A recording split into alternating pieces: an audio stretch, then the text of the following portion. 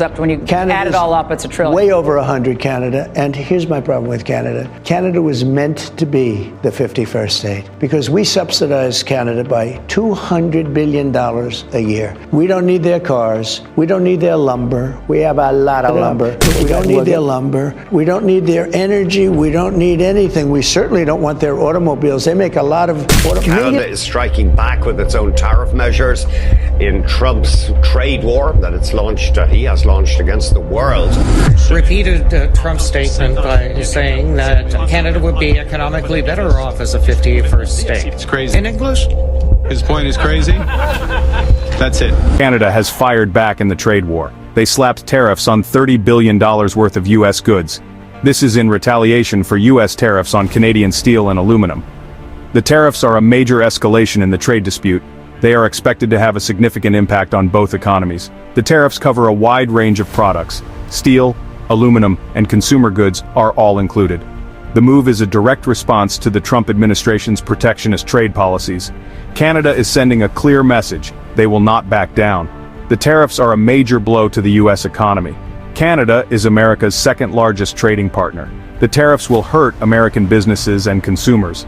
They could also lead to job losses. This trade war is a lose-lose situation. Both sides will suffer economically. It remains to be seen how long the tariffs will stay in place. One thing is for sure, the trade dispute is far from over. Canada's retaliatory tariffs target a wide range of U.S. products. These include steel, aluminum, and manufactured goods. Consumer goods are also in the crosshairs. Everything from ketchup to toilet paper is affected. The tariffs are designed to inflict maximum pain on the U.S. economy. Canada carefully selected products that would hit key industries. They also targeted goods produced in states that are politically important to President Trump. The agricultural sector is taking a direct hit. Canadian tariffs on dairy, beef, and pork are hurting American farmers. These tariffs are already driving down prices and hurting exports. The tariffs are also impacting the manufacturing sector. Canadian tariffs on cars and auto parts are raising costs for U.S. manufacturers. This could lead to job losses in the auto industry. American farmers are feeling the pain of the trade war. Canada is a major market for U.S. agricultural products. The tariffs are making it harder for farmers to sell their goods. This is leading to lower prices and lost income. Dairy farmers are among the hardest hit. Canada imposed a 270% tariff on U.S. dairy products. This has effectively shut down exports to Canada. Many dairy farmers are struggling to stay afloat. Soybean farmers are also feeling the pinch. Canada is a major buyer of U.S. soybeans. The tariffs have caused a sharp drop in exports. This has led to a glut of soybeans in the U.S. market, driving down prices. The tariffs are having a ripple effect throughout the agricultural sector. Businesses that supply goods and services to farmers are also suffering.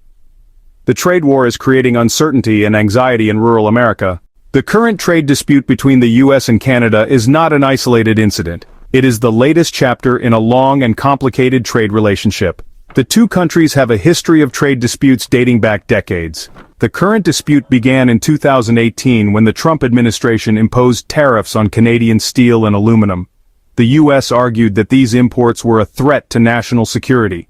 Canada rejected this claim, arguing that the tariffs were unjustified protectionism.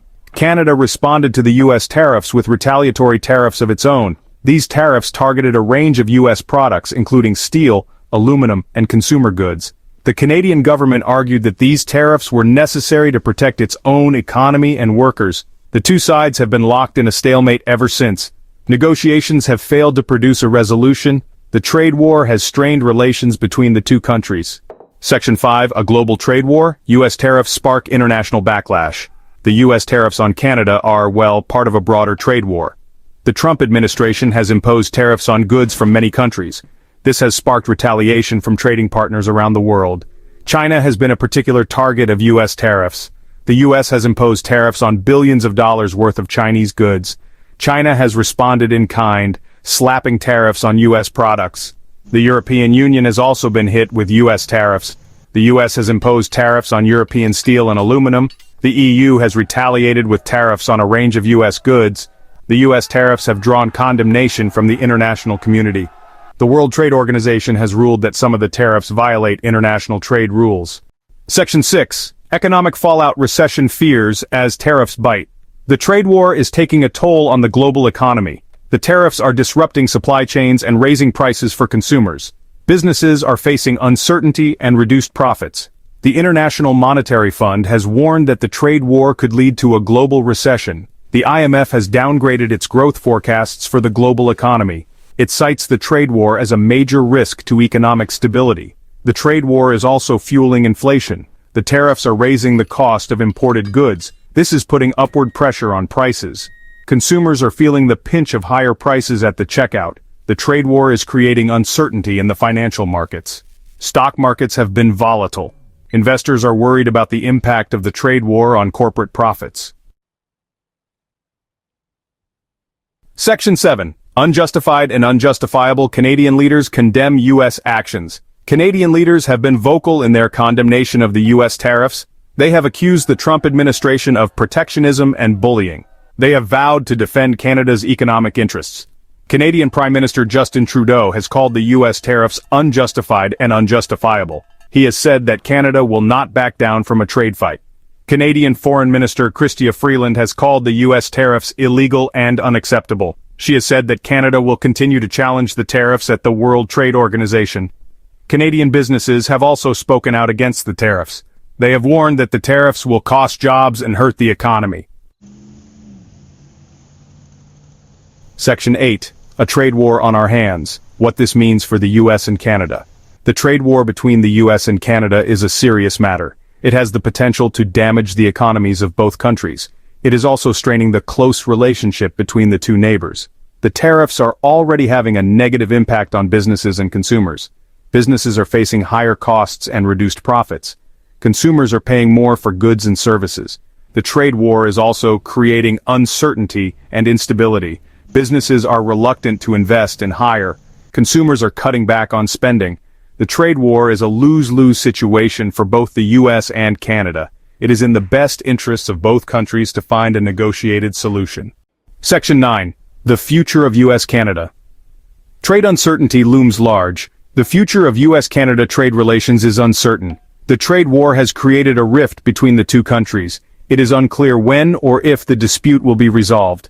The outcome of the trade war will depend on a number of factors.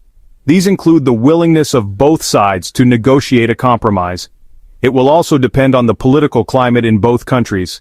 The trade war has the potential to reshape the relationship between the U.S. and Canada. It could lead to a more adversarial relationship.